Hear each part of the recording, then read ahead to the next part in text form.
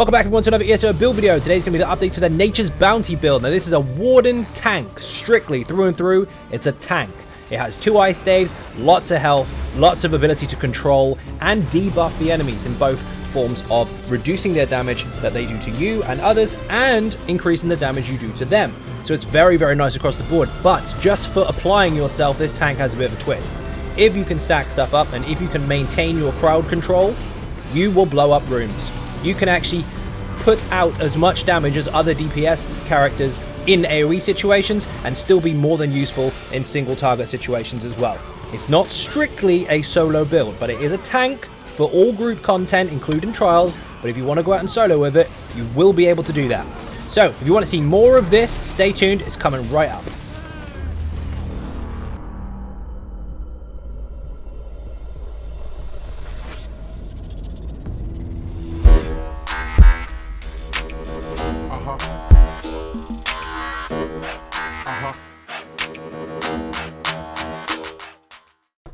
So first of all, we're going to go into the stats. We'll put our buffs and bonuses on, self-buffs in fact.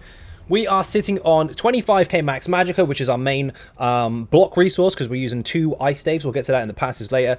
46.6k max health and 16.2k max stamina. Now I'm going to hit the dummy in a moment just to get some trial buffs in, as you can see some of the other effects that we'll get. But we're also on 30.5k resistances across the board.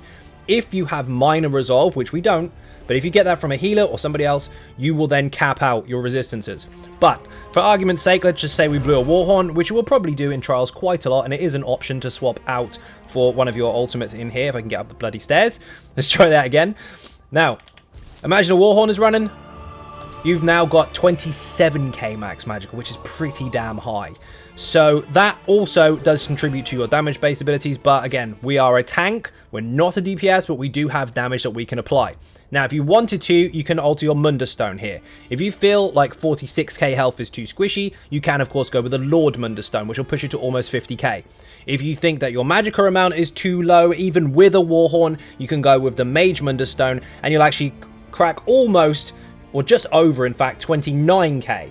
However, we're using the Lover Mundustone because although we are a tank, we do have very nice stats across the board already. We are capable of doing everything as we are, and we want that little boost because I'm going to show you a way to make this do a lot of damage in area of effect.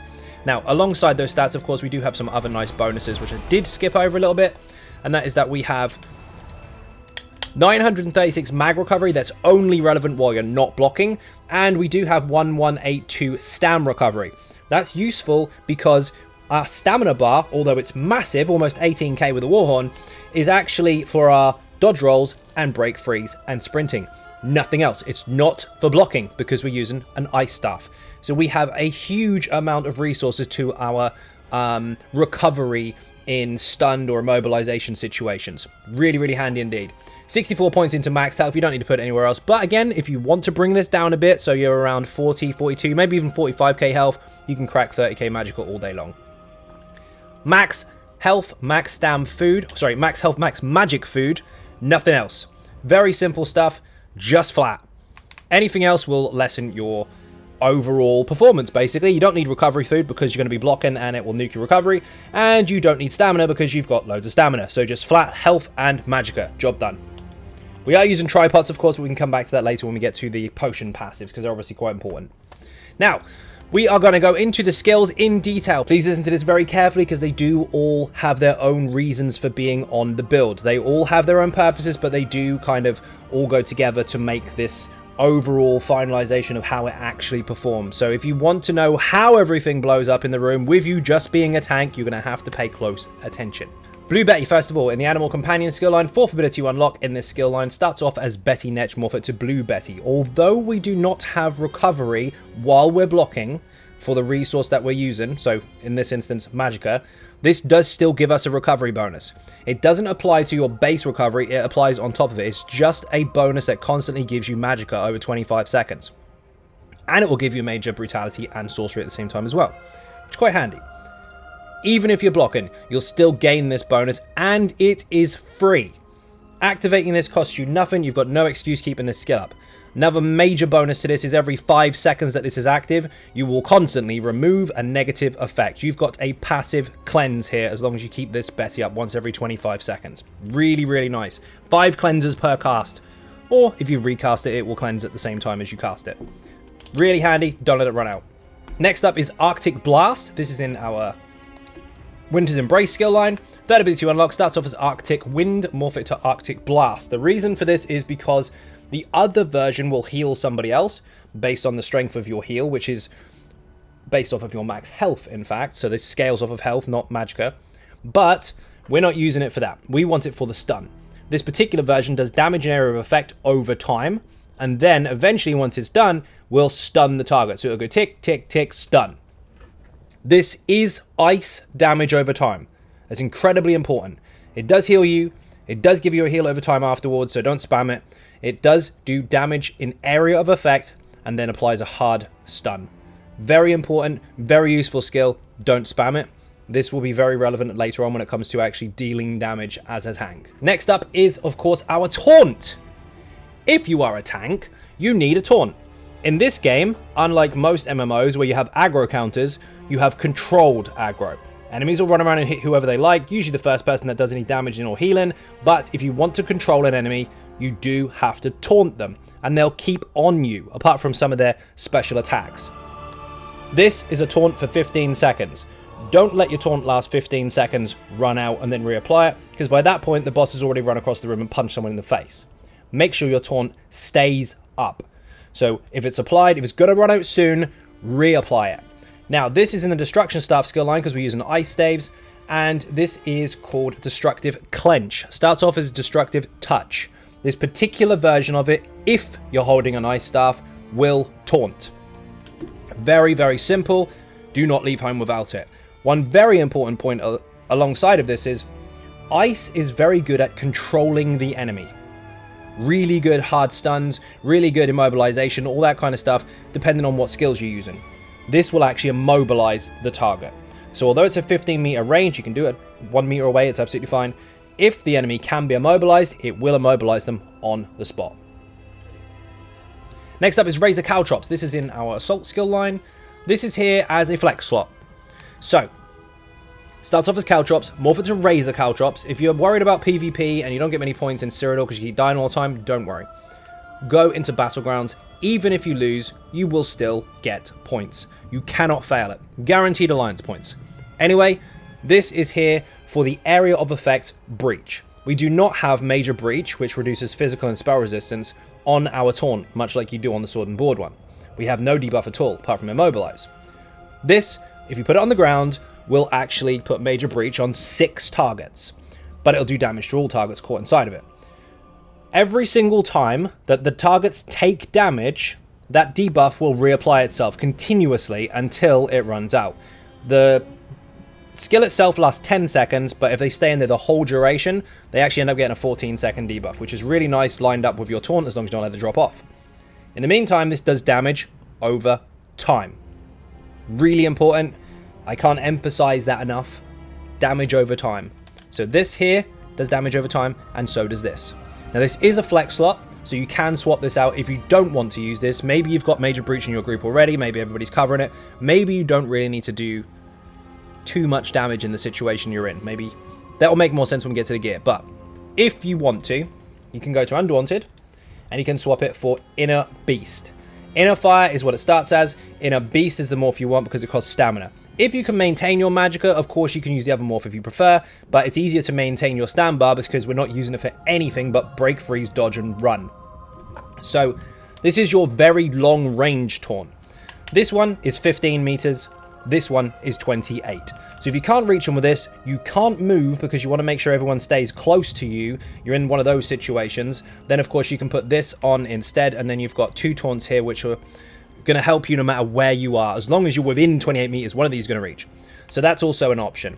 Sometimes enemies are that far away that you do need this. The rest of the time, stick to this and stick to Caltrops.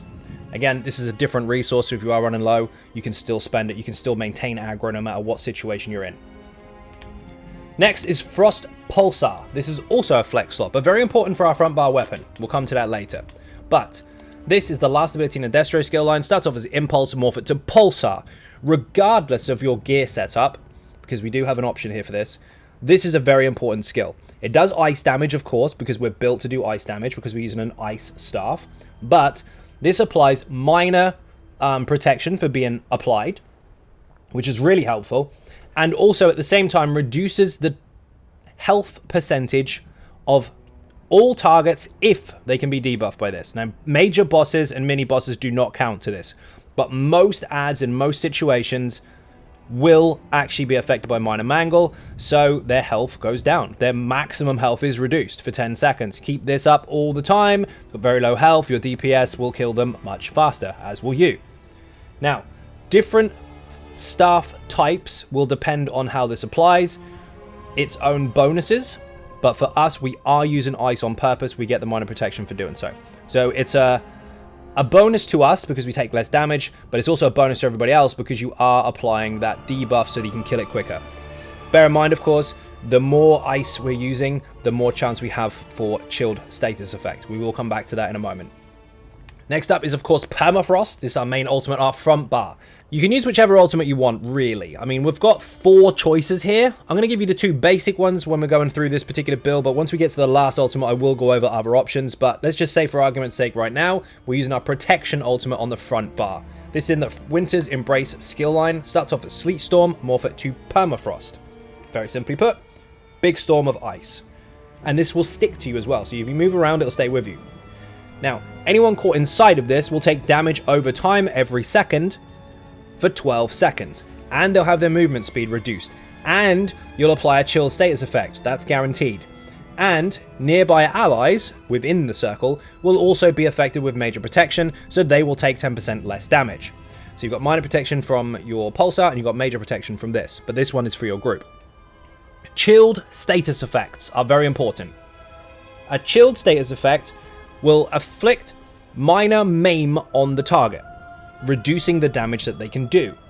However, if you apply a chilled status effect, which will always do minor maim, while holding, at this time, while physically holding an ice staff, not only will they be hit with minor maim, they'll also be hit with minor brittle, which will increase the crit damage the targets receive. This skill is guaranteed to control that. Any other ice damage is based on chance.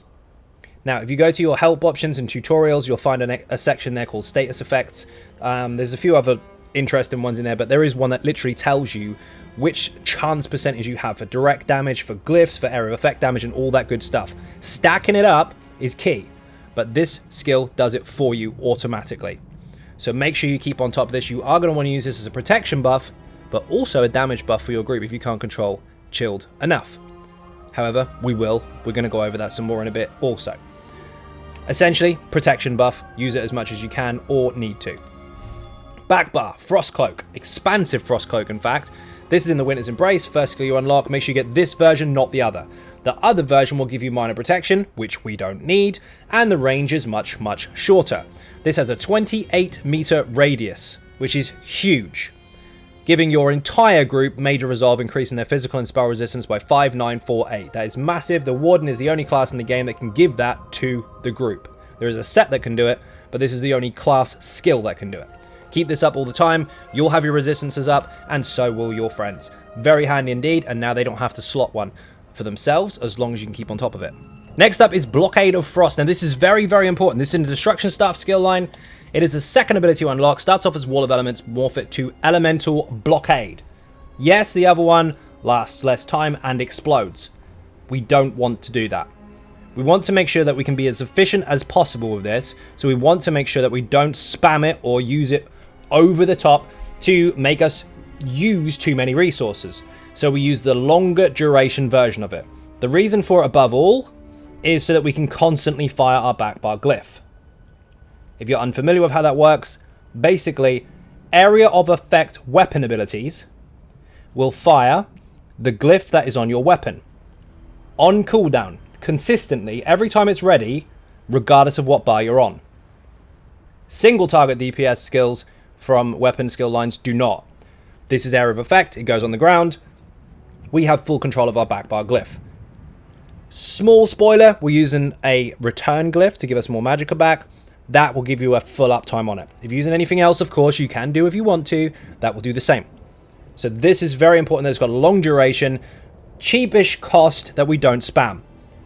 In the meantime, because it's ice, anyone caught inside of this will take damage over time, and it will be ice damage, not magic damage, which is really handy because we need damage over time for this build. And every time they take damage, they have a chance to be chilled from this skill or any other skill that we're using ice with. If they are chilled inside this wall, they will become immobilized, so their feet are stuck. Massive control there, very, very handy. And of course, if they are chilled, you know how it works. Minor maim plus minor brittle. They do less damage and they take more crit damage. Also, when you apply this, you and your group will have a damage shield. And when it runs out, you and your group will have a damage shield, which will protect them against a lot of projectile damage. Very handy skill. Do not let this run out and do not spam it. Next up is also in the Destruction Staff skill line. This is Elemental Drain. Starts off as weakness to elements, morph it to Elemental Drain. This does apply Major Breach, much like Caltrops does. But Caltrops' area of effect, this is single target. However, if you're not worried about the debuff itself because you've already got it applied, regardless, this will give Magic Steal to the group. So basically, if they hit that target, they will get Magicka back every 1 second for damaging them. It's very, very powerful. You must keep this up as much as possible. If it's already in your group, then obviously this buff and debuff is already covered. However, based on how we are set up, you'll want to still use this anyway, because we are using a weapon that will benefit from it, and the overall build and performance of your group will also see a difference there as well. It's not the end of the world if you don't have it, but I would highly recommend that you do. Again, we'll get to that when we get to the gear.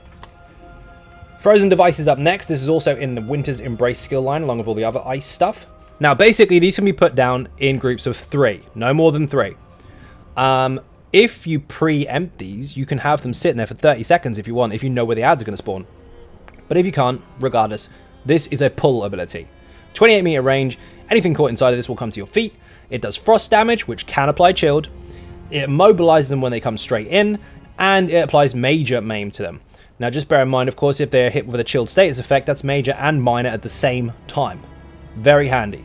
So if an enemy was already immobilized and they're just coming out of cooldown and they come in and don't get immobilized by this because they're still on timer, once the timer runs out, you've still got loads of ice damage running anyway, so that could happen again. You've got a lot of control here, lots of pull power, lots of control, lots of reduction to damage and all that good stuff, and of course increase the damage for everybody else if you keep applying shield. Gripping Shards, same skill line. Second ability to unlock starts off as Impaling Shards, morph it to Gripping Shards. This particular one is scaled off of your max health in terms of its damage output and its status bonus. So this will go on the ground, do damage over time, again very important, damage over time, frost damage, and if enemies are caught inside of this, they will be immobilized. Enemies hit are also overcome with bits of cold, reducing their movement speed, so they have a snare on them as well. Even if they were immune to immobilize, they're still very, very slow. And also damage done is based on your max health, and the higher the health, the higher the chance to apply chilled. You can see here we've got lots and lots of ice, lots of status chance, lots of opportunity to apply minor brittle and apply minor maim. Massive control. Everything is literally immobilize and or stun. It's all damage over time. It's all ice. The only thing that isn't ice at the moment is Caltrops. But that still applies a debuff and damage over time at the same time. Backbar ulti is quite simple. This is your oh shit button for your group or yourself, whatever. Go into Green Balance, get Secluded Grove, morph it to Enchanted Forest. This will give a big heal to start with, then multiple ticks of heal over 6 seconds to you and your group inside of this, and anyone who is under 50% health, yourself included. If they are hit by the first initial heal, you will get back 20 ultimate. This is incredibly cheap. It's only 90 as it is, but you can build it back up really, really fast. However, if you feel like you don't need to use this that much, you've got 2 options. You have, in Assault, you've got Aggressive Warhorn. We demonstrated what the Warhorn does at the beginning. I mean, it will give us more stamina and more Magicka, 10% for each bar. and it will for your group. But it will also give you major force, increasing the critical damage that you and your group do for 20% for 10 seconds, which is huge. Do we need it for the crit damage? No. Does the group? Definitely yes. So that's an option, as long as you're not dying too much and you don't need the protection. The other option is in the Destruction Staff skill line. If you do want to pump out a bit more damage, put Elemental Rage on. Starts off as Storm, morph it to Rage, stick it on your back bar and make sure it's ice, obviously, because we're using an ice staff, and you'll see the difference. This will immobilize enemies, do huge frost damage and area of effect, and still, again, has the chance to do chilled, which is huge. This one is much, much better for the survival and the status effect chance. This one is kind of big ad pull, low health enemies, nuke them nice and fast. The choice is yours. I would use that as a last resort. I'd probably use permafrost more than anything, but it's there if you want it. You can make a nice snowstorm. Okay, now it's time for passives, the important stuff. If you have an animal companion skill that ends, basically your Blue Betty, if it runs out, you would actually heal. And it can crit too. But it's not just when it runs out. If you recast it, it counts as your last one ran out, so therefore there's a heal. So if you are getting loads of dots on you and you need to keep cleansing them, you can basically spam this for free. And if you need some heals and you've got no Magicka left for some stupid reason and you need a desperate heal, it's small, but it still counts. This can keep you alive. So recasting this, again, not only is it free, but it restarts all of that stuff and you get a heal for it. Very handy in some situations. When you cast an animal companion's ability while you are in combat, you generate 4 ultimate. So while this does last 25 seconds, I mean, it's not a negative to recast it once every 8 seconds as long as you're not doing something else, and you'll get ultimate for the privilege. Increases your Magicka and stam recovery while having a skill from this skill line on your bar. We do have one on the front, very handy. Remember, you don't get mag recovery while you're blocking, but you will while you're not.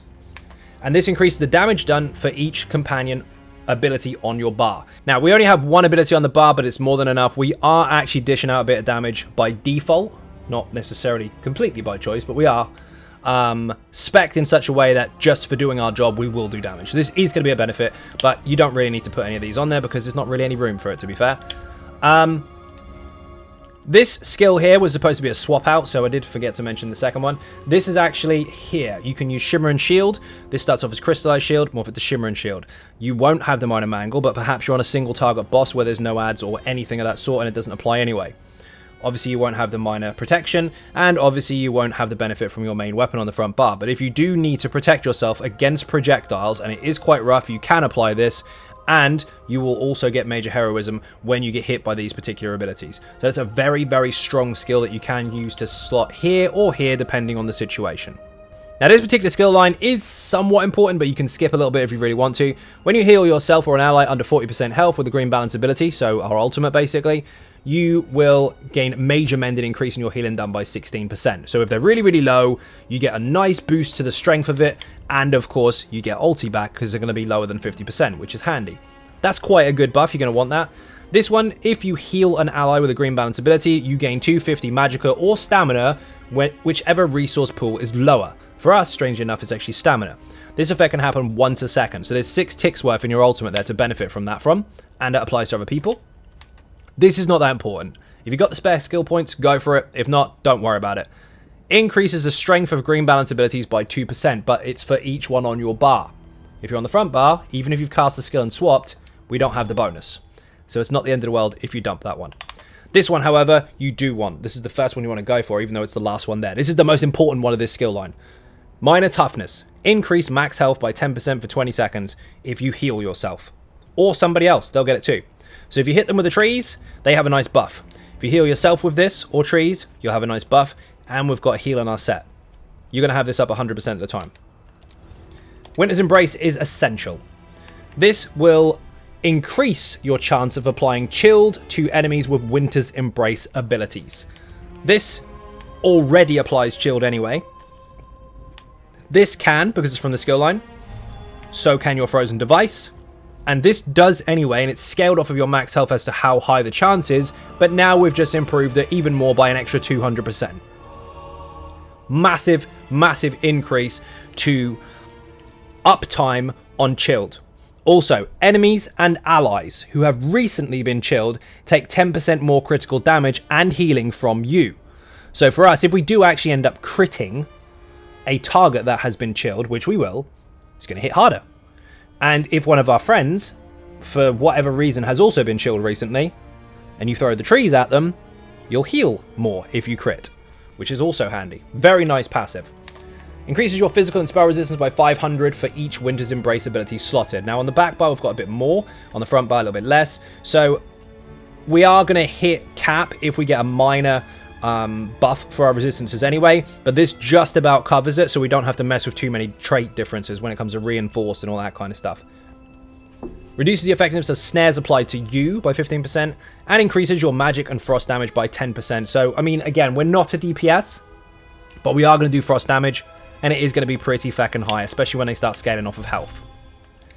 For a tank, our damage is respectable. Now, we are using double ice staff. This is very important. A fully charged heavy attack is what you are going to have to keep up to maintain your resources. You will have to heavy attack. So know your target, know your windows of opportunity, and keep your resources up. I don't mean go to 0 and then heavy. I mean keep them up. If you can balance a 75 to 50% bar, you're doing very well. If you're struggling at 20% down to 0 most of the time, you're not doing it right, you don't know the mechanics enough. Pay attention, this is an active build. But for heavy attacking, not only do you get a crap ton of resources back, but you also get a massive damage shield, scaled off of your max health. And at the same time, if you have an ice staff equipped, which we do, blocking costs magicka instead of stamina. Very important passive to note, understand how this works. This is why your recovery isn't there when you block. You have higher pen with your Destro staff, nice. Increases your chance to apply elemental status effects. We are applying chilled out the nose. This gives an extra boost on top of the 200% for Winter's Embrace skills that we already have, to push for a higher chance to apply chilled. As long as you have an ice staff on, or a Destro staff on. If you don't have a destruction staff on, you will not get this passive. If you have a sword and board on one bar and an ice staff on the other, it's no good sitting on the sword and board and expecting this passive to work, because it doesn't. It will only work if you're holding a Destro staff. Ice staff reduces the cost of blocking by 36%, and, this is essential, increases the amount of damage you can block by 20%. Much like the sword and board, you have a block mitigation passive, a damage mitigation passive, while blocking. If you don't have this, you are going to die so fast to some of the most hard-hitting content hits in the game. There's lots and lots of stuff that's designed to be on the tank, considering most tanks should have block passives. If you don't, one-shots galore. If you do, you're in business. Unless, of course, you've got 1k health left, in which case you're dead anyway. Make sure you get these passives. And when you kill an enemy with a destruction staff ability, if you do, and you might do sometimes, 3,600 magicka back. That's our block bar. That's a lot of magic back. We need that. Also, when you absorb damage using a destruction staff damage shield, so heavy attack, damage shield, happy days, you restore 1800 magicka, and this can happen once every 10 seconds. So if you do try to maintain a heavy attack at least once every sort of 10 seconds or so, maybe longer depending on the fight, you'll get resources back from that initial hit, and you'll also get resources back if you absorb damage in the damage shield you receive for doing it. These all line up like a little jigsaw puzzle. All the pieces are coming together. Now, we're not using any light armor at all. However, we are using 2 medium and we are using 5 heavy. Now, the armor passives were changed. Prior to this patch, you used to have 5 pieces to get very specific buffs. Now you don't. Every single bonus is how many pieces of this type you have. Whether it be 1, 7, 3, or 6. Doesn't matter. Any order of combination of bits is what you'll get your bonuses for. 5 is no longer a cap or requirement for certain skills. So, these you can get all of them, but you really don't need to. This increases weapon crit. We don't really need it, but we are using caltrops, so we could take advantage of it. That's a free one if you want it. If you don't have enough skill points, don't bother. This one here will increase your stamina recovery and reduction of cost of stamina abilities. That is important. Definitely get it. This will increase your ability to sneak, basically. Reduces the cost and reduces detection size. And this will increase your weapon damage. Again, not a massive bonus, but we are using caltrops, so it will contribute. And this increases your movement speed per piece, which is quite nice, and reduces the cost of dodge. So this is all quality of life stuff. Crit is probably the least useful alongside the weapon damage one, but I mean, we are doing damage, so if you do want to spec that little tiny percentage higher than what everyone else has got, if they've just got the basic build, get the lot. Heavy, you are going to need every single one. This will increase your physical and spell resistance per piece. This will increase your health recovery per piece, plus the amount of resources you get back when you get hit once every 4 seconds. This increases your max health. This will increase your stamina or magicka return from a heavy attack. For having 5 pieces of heavy armor, our heavy attack will give us more back. And this increases your healing received by each piece worn as well. Very helpful passives. Make sure you definitely get all the heavy ones, but the medium ones, if you're short on points, skip dexterity and agility for now, but you might want to get it later. This is not a vampire. However, if you choose to be, you can be. I wouldn't necessarily recommend going to stage 3 unless you really, really wanted to, but just bear in mind that will take an experienced player. The reason for that is your abilities are going to cost quite a substantial amount more. However, you will have access to the Undeath passive, which means you take a crap ton less damage when your health goes low. So if you want the extra survival, but you're happy with the increased cost, stage 3. If you're not happy with your resources and you can't recover very well at the moment because you're not necessarily that capable in content yet, because of mechanics, and you can't find the heavy attack window, then go stage 1, just so you got the sneak passive that is quite helpful in some fights. March of Sacrifices being one of them. Now, Undaunted is incredibly important. You will need to take synergies. You'll see them all the time. They give you benefits. They'll do damage, they'll do healing, they'll do all manner of different types of things. Damage shields, perhaps, whatever. This is really helpful. Every single synergy you see, take it. You'll get resources back. If you pick up a spear, you'll get the resources back from the spear plus this every single time. And this will increase your max resources for each different type of armor worn. We're in 2 different types, medium and heavy. 4% across the board, happy days. We are a Nord, surprise, surprise. Massive frost resistance bonus, because we don't care about the cold, and 1k health. 1.5k stamina, which is really nice. We can block, we can dodge, we can break free, we can run. That's the only thing our stand bar is for. So how high or low that is really doesn't matter, but the fact that we've got loads of it and we don't even use it to block with, very handy. We do use it to bash with. Just saying. And when you take damage, you gain 5 ultimate. This happens once every 10 seconds. Ulti regen for the Nord's very nice. We did get a bit of a nuke to this as far as resistances are concerned, but that was somewhat countered with their passive changes and all that good stuff. So, when I say passive, I mean major and minor buffs, actually. This used to be around the 4k mark, now it's 2.6. But it's still a bigger boost than any other race. And since Resolve, major and minor, is no longer 5280, it's now 5.9k, and minor is no longer 1320, that's now almost 3k, we see no difference. It's absolutely fine. Finally, medicinal use is the most important passive in the game, in my opinion. We are using tripods, which will give us health back, stamina back, and magicka back. Plus, magicka recovery, stamina recovery, and health recovery. So, if you apply the potion, you would normally have a 36-37 second timer on it, and then it'll run out. With this passive, you have 47 seconds. The cooldown is 45, which means this is a consumable buff that you can keep up 100% of the time. Always have that recovery. You drop your block for a second, you've got some nice mag recovery. You put it back up, it doesn't matter, you've still got your stamina and health recovery. Really handy stuff. But how you use your potions is up to you. Generally, I tell people never let them run out. They are consumable buffs. If you're going to be really tight on your potions, you probably want to go farming for a bit and make some more, because you are going to need them. But if you want to use them for oh shit moments, then on a tank you can probably get away with it. Definitely get that passive though, it's really important. If you want to know how to make potions, not only will it be in the written guide, but on the website there is now a potion maker where you can literally just make your own potions and see what happens. It's all there and it works on Android and iOS as well.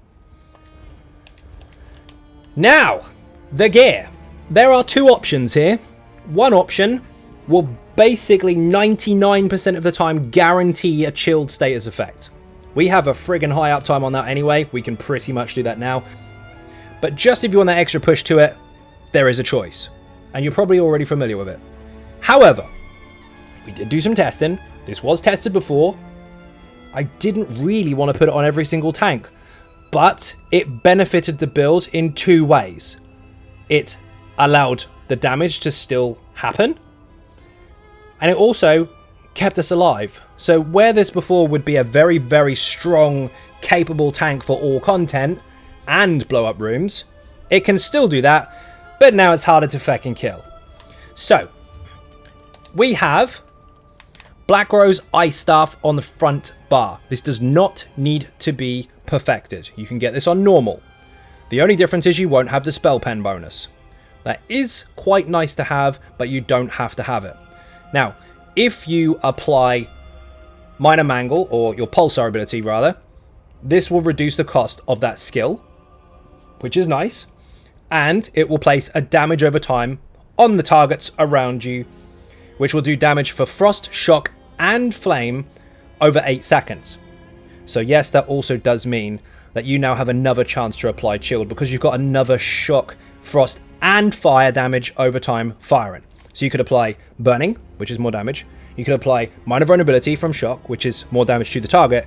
And you can apply Chilled, which, if you've already listened to the rest of the video, Minor Maim and Minor Brittle. Now, on the back bar, we're using the Vatashran Ice Staff. Again, you don't have to have Perfected. We're not staying on the back bar that long anyway, so the pen bonus is not that important. And of course, the skill itself, the bonus you get from it, is exactly the same on either version of the weapon. But applying Ellie Drain, which we do have on our bar, within 15 meters of the target, which I should hope so, because you're tanking stuff in the face, for 10 seconds, you will do damage over time in area of effect. Again, this will be Frost, Fire, and Shock. So more Burning, more Concussion, and more Chilled, and Minor Brittle, and damage, all at the same time. And every single tick that this does damage, or every single time it does damage to surrounding targets as well, because each one is considered, each enemy hit for each type will increase the damage by 1% for the next tick, up to a maximum of 20% increase to damage. Now, this is a beam, much like the Necro abilities, so you have to cut the beam through the enemies in order for them to take the damage too, but in a big stack up, that's very easy to do. So, applying Minor Mangle applies this dot in area of effect here, and applying Ellie Drain applies this. You've got 2 more damage over time skills here. So, we go back to the skills. We have damage over time, damage over time. This is now damage over time because of our weapon. Damage over time if you fire the ultimate. Damage over time again with this skill. Now with this one, which is free and doesn't do any damage on its own, but now it does from a weapon. It's a free damage over time skill. And we've got damage over time here too. So we've got loads and loads and loads of AoE dots. Now, to go with that, bear in mind, by the way, the glyph and the poison. The poison's important. This is basically a mag pot, but with a negative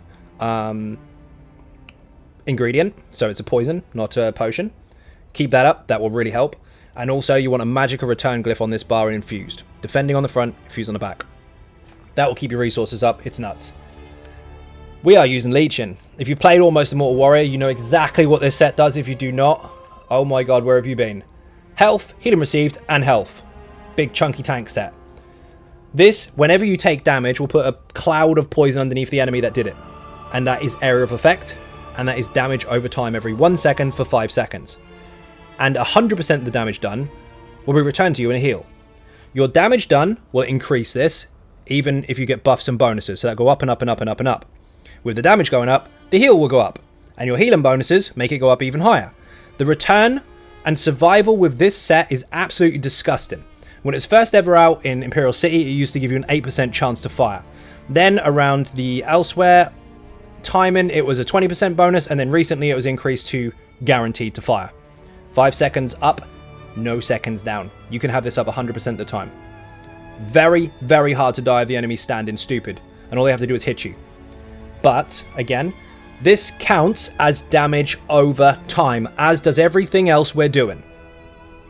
The swap out for this is the more chill status effect chance. That's Frozen Watcher. Health, stamina, and stamina again, so 2 staminas, 1 health. A little bit less health overall. But while blocking, only while blocking, you will do a circle of frost damage and do a damage every 1 second with a 15% chance of applying chilled, as well as it being ice and chilled chance anyway. So this is more control of Minor Brittle, but it's got such a high friggin' uptime, you may as well take the I Can't Die set. So you are a tank that controls the room, immobilizes, stuns, applies Minor Maim, applies Major Maim, applies Minor Brittle, applies Minor Mangle, does crap tons of damage, survives from constantly getting hit and doing damage in return and siphoning the life off the enemies for basically hitting them with this, and then you have a Zerblight. This is really simple. It's a stamina set. So what we've done is we've put it on the belt and the hands. Any 2 pieces is fine. And we put it on the jewelry with arcane on all the pieces, so we've got a bigger mag pool to block and all that kind of stuff with reduction to cost on all of them. Has weapon crit, that will contribute towards caltrops. Stamina, that will contribute towards caltrops, and of course our bar, which we dodge roll with. And stamina recovery, that goes without saying. But basically, if you deal any damage over time, every single tick of damage over time that you do will contribute to the 20 stack requirement. If you hit that 20 stack requirement, it goes boom in area of effect. And this isn't per one target. Multiple targets can be hit by this at a time.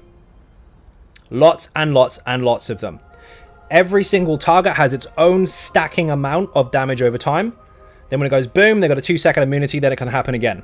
With the amount of damage over time we have running, just applying our CC and all that good stuff, this can go bang, 2 seconds later it can go bang again, and this will continuously happen over and over and over. The more enemies you stack, the more aggressive this gets, because each enemy with this stacking bonus on it will explode and hit its friend beside it. Then the friend that got hit will explode and hit their friends beside them, and so on and so forth. It's a chain effect. So, for being a tank, for controlling the room, for applying buffs and debuffs, we have the ability to blow up entire rooms. It's very, very effective. So, we've got 8 skeletons here. I don't have Leech and Runner right now because I have to get hit by it. But what we'll do is we will apply our basics. We will apply our ground-based control and our resource return and our damage shield for the group. We'll apply our debuff in area of effect to make sure that they are breached. And we'll keep up a healing buff and mangle to reduce their health. All of these will happen in the fight. You need to keep these up. Obviously, pay attention to your resources. So just like every other tank does, here's your debuff, here's your CC, here's your magic drain, and here's your mangle. Bang. Goodbye, group of ads. That is very, very easy to maintain. If you have to block, of course, inside mechanics, then do so. If you have to get your magic back, don't be scared. That's only 8 target dummies. Of course, if you were in a dungeon or trial situation, you could have 3 ads, you could have 15, you could have 5. It varies, but the more you stack them, the more each staggered effect happens. He blows up and hurts that one, that one, that one, and that one. He blows up and hurts that, and all the ones around it. Really, really simple. Every single one of them turns into a bomb. And all you have to do is keep up your buffs and debuffs, as a tank should, and don't drop the ads. Easy peasy. Now, the complicated bit that people thought was complicated that no longer is. Champion points. Now, these were changed quite dramatically. We have 3 individual trees now with all of their own buffs and bonuses. Now, before you'll be limited to 810 champion points. That's no longer the case. Now it's 3,600. But do not panic. You don't have to have max to get the max potential. To get the max potential of any character, to get every single passive available, you only need to hit around 2,100, something like that. Depending on what you're using. Because you might want different slottables. Anything after that is a bonus because you can just buy extra stuff that you can swap without the need to pay gold to do so. Anything beneath that, you can still heavily spec into your own character and still not need any more. If you're around 810 to 1,300, you're still going to be in an incredibly strong place. But instead of before, where it was 75 here, 56 here, 8 here, 12 here, because you had a limited amount that you could spend, now it is a case of buy every single one you can, which is all the passives, and then decide which 4 special slottables for each tree you take. So now the choice isn't so much which passives do you spec into, it's now a case of which actives do you take. Every single passive on this tree you'll be able to get at a very early stage. So, with that in mind, obviously on the website I'm going to give you lots of different breakdowns as to what you should do along the way. So 160, I think there's 420, and then 810, and so on and so forth. I've got lots of different setups on there for you to use on the way, but here's what you need to do in a nutshell. The green tree is quality of life. It really doesn't matter what you go for. This is all going to be unlocked. Inevitability is at the forefront of this. You're going to be done. But what you do want, I would recommend, is some of these. So aim towards Rationer. This is your slottable, by the way. It goes at the top there. Aim towards liquid efficiency, which obviously has a chance to not even consume your poison or potion. So you use it, but it doesn't disappear. This will increase your speed while not in combat, so going from one pool to the next. And this over here is the treasure hunter passive. That will give you higher quality loot from chests. Slot those in combat, you'll be fine. Everything else is quality of life outside of combat. Make sure you get the armpit buff, because if you do, your weapon charges will never, ever, ever run out ever again. So all of these are inevitable, all these light ones. But these green ones, they are slottables. You swap them in and out as and when you choose, if you can afford to buy them. Failing that, you'll have to respec to get them. But those are the 4 that I would recommend. This tree is really simple.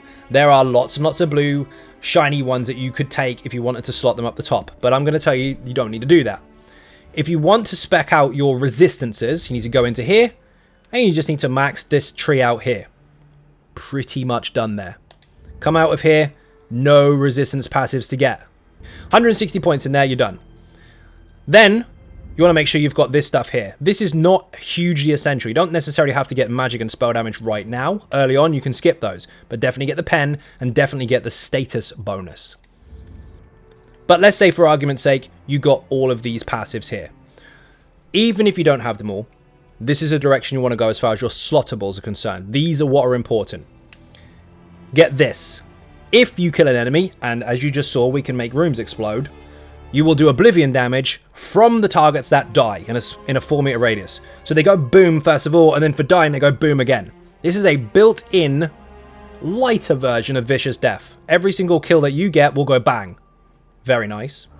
We are built to do some damage, so area of effect increase there. So we take this as well. We do want the max magic bonus, because I do know that some people with Nature's Bounty, especially newer players that aren't too familiar with mechanics, do want the extra bar, so you can boost that if you want. And in the meantime, you want this one here, which will basically heal you for taking direct damage. It's disgusting. So your survival is up, your resources are up, and your damage is up. If you find that in some situations certain enemies are hitting you too hard, you've got direct damage bonuses to survival, you've got damage over time reduction. You can swap any of these out if you want to. But those are the 4 I recommend. Do not panic if you don't have all these shiny passives. Just make sure you can unlock them enough, so 10 points into here, to reach this one. Just make sure you have some points here to reach this. And then gradually go for gold after you've got more champion points. Again, that will be on the website. I will explain what you need if you're lower levels. And finally, the red tree. This is insane. Max health bonus, 1.4k there. Get it straight away. This one here increases your armor. So while resistances are down because the Nord passive is down, but resistances are up again because Resolve went up, plus it's up with this. We can cap out easily with a minor buff. Then, you definitely want to make sure that you go for this one here, which will give you reduction to cost of your skills if you are hit with a status effect, if you're affected by status. You're the tank, you're going to get hit by everything. Reduction to cost is insane. And finally, if you get a kill, you get magic back. 1.5k in fact. We're going to blow up entire rooms. Every single one we kill is going to go boom again. And for going boom in the first place, we get 1,500 back. That bar that doesn't recover unless we heavy attack is not going to struggle.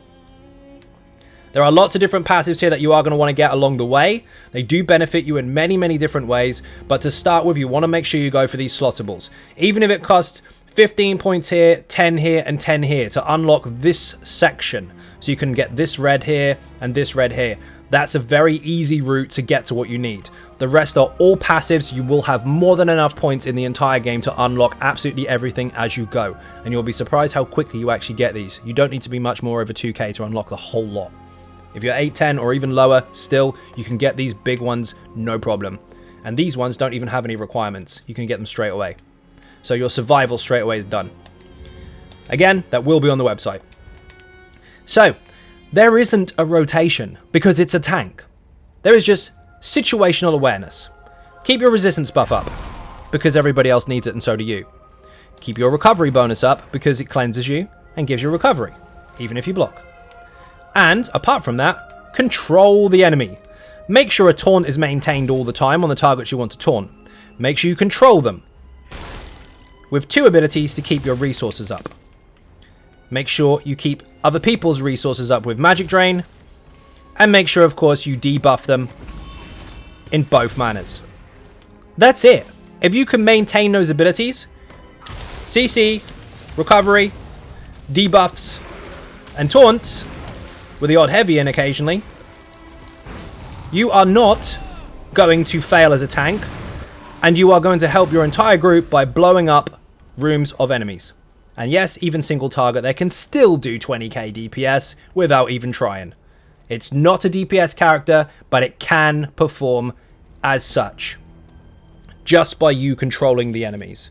Remember, your ability to tank is what will make the difference with those numbers there. Now, it's time to go for fashion. Now, as you can see, this is very different to the last one. We've got some shiny motifs here. We have the Wayward Guardian helmet, which is a medium. We have the Wayward Guardian chest in heavy. We have Silken Ring shoulders in heavy. Wormcoat hands in heavy. Wayward Guardian belt. Had to use this motif, it's too cool. Same again with the heavy legs, same motif. And the feet are Thorn Legion Sabatons, they are heavy also. Now the staff, of course, we're going to go Ebon Shadow. There's no reason to use any other staff in the game for your front bar. There's lots of nice shiny staves, yes, but this one is the coolest by far. Get it. And the back bar, of course, is Wayward Guardian again, just because it looks really cool and foresty and creepy and weird. Because why not? Use whatever you like, but that's what we're using. Now, as far as colors are concerned, we have the Void Pitch, which is the black from Vater Shrine. There's some achievements you have to unlock to do that. You don't have to do it on Vet. Just look at the achievement list in the Markarth DLC section. You'll see them there. Now, the blue here is actually Nightblade's Indigo. So you have to go to PvP and kill Nightblades. So once you've got that, you'll be really happy because you'll have Nightblade kills under your belt and you'll have your solo achievement as well. So just 2 colors. Use anything you like, but that's what we're using. So hopefully that helped, hopefully that wasn't too boring, hopefully you now have a better understanding of how to approach this particular build. Remember, it is a tank in every meaning of the word, but for you doing your job, things will go boom. Just make sure you keep on top of your buffs and bonuses, do not let them run out, and make sure, above all, this is the most important thing I can tell you, is occasionally you will need to heavy attack to maintain your resources. If the target is off balance, you'll get double resources back, which is easy peasy. If your wall of elements is down, your glyph will fire. If you're doing weapon damage stuff on the front, which you are, your poisons will fire. The first interaction with an enemy, you're going to use quite a lot of your bar at the initial part of the fight. As soon as you start trying to maintain everything, it'll all start rolling into place. Don't forget, of course, you can take synergies.